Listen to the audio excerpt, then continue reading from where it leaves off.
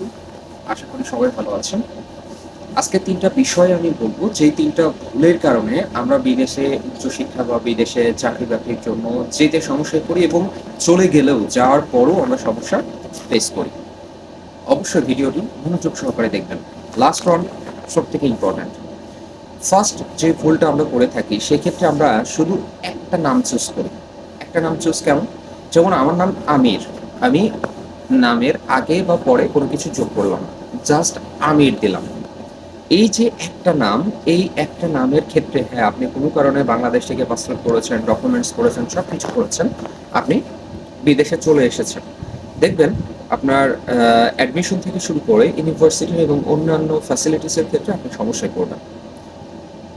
So আমাদের কি করতে হবে? যদি বিদেশে আসার স্বপ্ন থাকে, পড়াশোনা হোক, কাজের জন্য হোক, তাহলে অবশ্যই এই ভুলটা করা যাবে না। মানে একটা নাম কখনোই ব্যবহার করা যাবে না। অবশ্যই এর সাথে আগে পরে কিছু দিতে হবে। হতে পারে যে আমির খান, হতে পারে আমির চৌধুরী।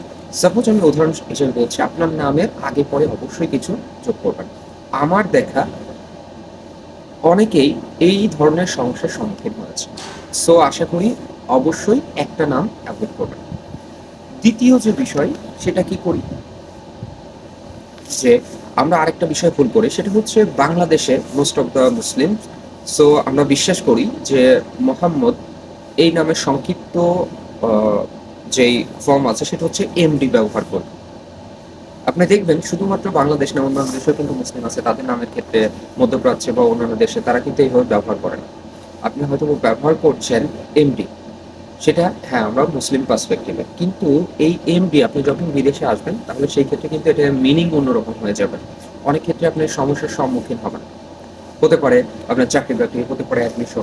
মানে সমস্যার সম্মুখীন হওয়ার সম্ভাবনা 90%। সো আপনি কি করবেন? আপনি অবশ্যই একটা ভিন্ন নাম ব্যবহার করবেন। হ্যাঁ, মোহাম্মদ যদি রাখতে চান তাহলে ফুল নেম ব্যবহার করবেন। মোহাম্মদ আমির, নট এমডি। এই এমডি ব্যবহার করবেন না, যদি আপনি সমস্যার সম্মুখীন না হতে চান। থার্ড যে সমস্যা আমরা সম্মুখীন হই, সেটা আমরা কি বলতে পারি? সেটা হচ্ছে আমরা বাইরে পড়াশোনা করার ইচ্ছা থাকে বা বাইরে কাজের ইচ্ছা থাকে। আমরা আমাদের মা-বাবার নামের সাথে আমরা এটা একটু ভুল করে ফেলি। অনেক সময় বাংলা বানানে সমস্যা হয়, মানে আকার, রসিকারে সমস্যা হয়। অনেক সময় ইংলিশ বানানে সমস্যা হয়। মানে যেকোনো একটা লেটারে সমস্যা হয়। সো আপনাকে কি করতে হবে? যদি বিদেশে উচ্চশিক্ষার স্বপ্ন থাকে, তাহলে অবশ্যই আপনাকে এই যে নাম, এটা অবশ্যই আসার আগে আপনাকে বাংলাদেশ থেকে এটা কমপ্লিট করে আসতে হবে। আপনি চেষ্টা করবেন যে আপনার নামের সাথে, আপনার ডকুমেন্টসের সাথে যেন আপনার মা-বাবার নামের এবং ডকুমেন্টসে ঠিক থাকে। তাহলে কিন্তু সমস্যার সম্মুখীন হবে।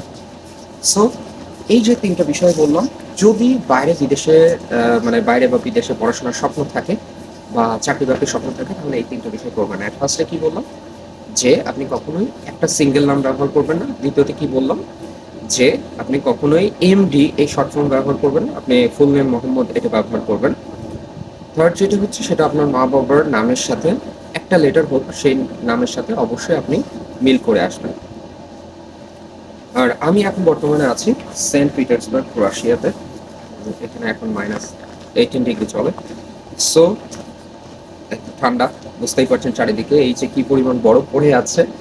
তারপরেও ভালো লাগছে। আপনি যদি পড়াশোনার স্বপ্ন থাকে যে আইএলটিএস দিতে ভয় পাচ্ছেন, আপনি উচ্চশিক্ষা গ্রহণ করতে চান অল্প খরচের ভিতরে, তাহলে সেই ক্ষেত্রে রাশিয়া আপনার জন্য। Welcome to Russia. সেক্ষেত্রে আমার হোয়াটসঅ্যাপ নাম্বার দেওয়া থাকবে ভিডিওর উপরে এবং একসাথে ডেসক্রিপশনে। আপনি আমাকে নক করতে পারেন যে কোনো ইনফরমেশনে। আমি চেষ্টা করব আমার জায়গা থেকে একদম সঠিক ইনফরমেশন দেওয়ার জন্য। আমি যেহেতু আসছি আমার নিজের যোগ্যতায়, নিজের প্রসেসিং, সো আপনাকে আমি হেল্প করতে পারবো, এটা আমি বিশ্বাস করি। সো এই ৩ টা কাজ আপনি করবেন না, যে ৩ টার কথা বললাম, এটা আগে থেকে প্রিপারেশন নিবেন এবং আপনার বিদেশে চাকরি-বাকরি বা পড়াশোনার স্বপ্ন আপনি পূরণ করবেন। আশা করি ভিডিও থেকে কিছুটা হলেও উপকৃত হয়েছেন। যদি সত্যি উপকৃত হয়ে থাকেন, অবশ্যই লাইক, কমেন্ট, শেয়ার করবেন এবং আজ কুষ্টিয়ার সঙ্গে থাকবেন। আমি মোহাম্মদ আমিনুল ইসলাম, আছি সবসময় আপনাদের সাথে। আসসালামু আলাইকুম ওয়া রাহমাতুল্লাহ।